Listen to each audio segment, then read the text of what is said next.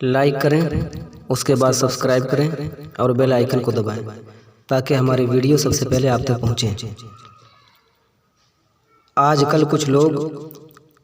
قرضہ لیتے ہیں تو لیتے ہی ٹائم سوچتے ہیں کہ دینا ہی نہیں ہے، جبکہ حدیث پاک میں ہے کہ حضور اقدس صلی اللہ علیہ وسلم نے ارشاد فرمایا، جس نے کسی سے قرض لیا اور وہ ادا کرنے کا ارادہ رکھتا ہے تو اللہ تعالیٰ اس کی طرف سے قرض ادا فرما دیتا ہے، اور جس نے نہ دینے کا ارادہ کر لیا تو خدائے پاک اس کی مدد نہیں فرماتا۔ ایک حدیث پاک میں ہے کہ ایک مرتبہ ایک صاحب اس حال میں دنیا سے چلے گئے کہ ان کے اوپر قرضہ تھا اور ادائیگی کے لیے کچھ چھوڑا بھی نہ تھا، تو حضور صلی اللہ علیہ وسلم نے ان کے جنازے کی نماز خود نہیں پڑھائی بلکہ دوسروں سے پڑھوا دی۔ اب آپ خود ہی سوچیں کہ قرضہ ہونے کی بنا پر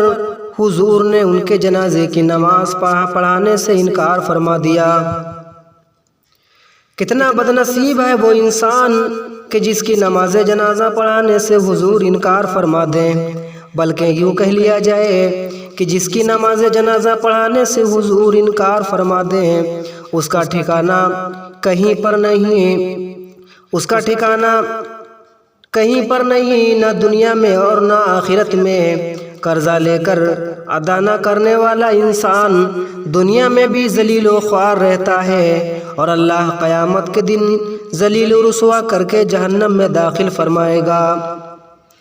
ایک حدیث پاک میں ہے، اللہ کے پیارے محبوب غیب داں نبی صلی اللہ علیہ وسلم نے ارشاد فرمایا کہ اللہ تعالیٰ شہید کے سارے گناہ معاف فرما دے گا سوائے قرض کے۔ اگر قرضہ ہے تو قرضے والا گناہ معاف نہیں ہوگا۔ فتاوی رضویہ جلد نمبر 25۔ حضور سیدی سرکار اعلیٰ حضرت فرماتے ہیں، جو شخص کسی کے 3 پیسے قرضہ لے کر نہ لوٹائے گا تو قیامت کے دن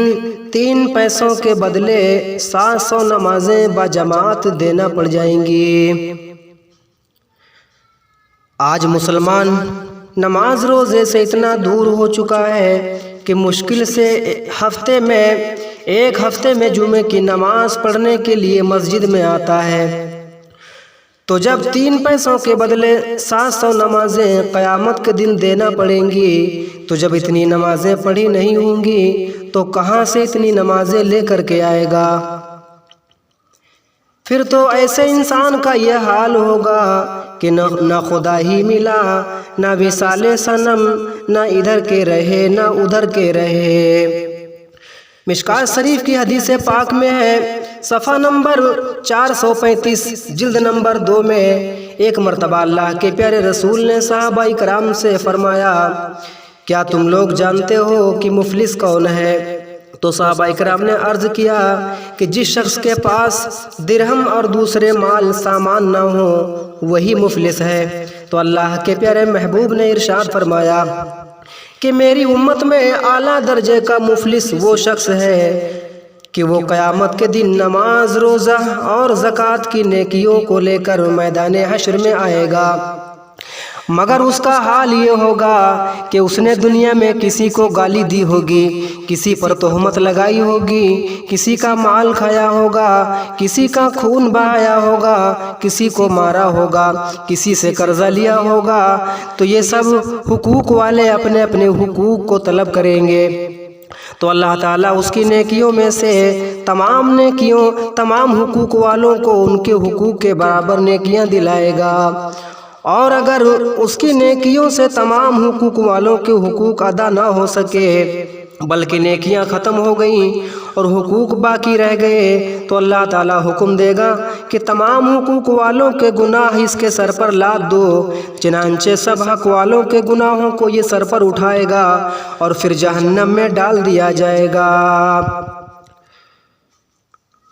تو جو شخص تو یہ شخص سب سے بڑا مفلس ہوگا۔ اس لیے آج وقت ہے کہ یا تو حقوق ادا کرو یا معاف کرا لو، ورنہ قیامت کے دن حقوق والے تمہاری سب نیکیوں کو چھین لیں گے اور ان کے گناہوں کا بوجھ تم اپنے سر پر لے کر جہنم میں جاؤ گے۔